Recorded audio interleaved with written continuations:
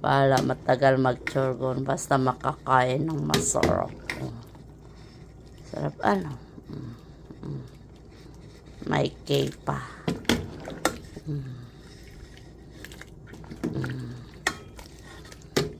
Ikay ni sadyang sa akin, grabe.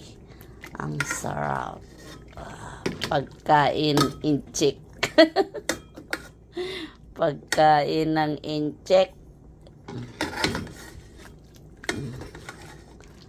Sana kaya yung hamang kakainin ko. Wow, sarap. Pagkain ng inchik. Diba? Harap ng pagkain ng inchik.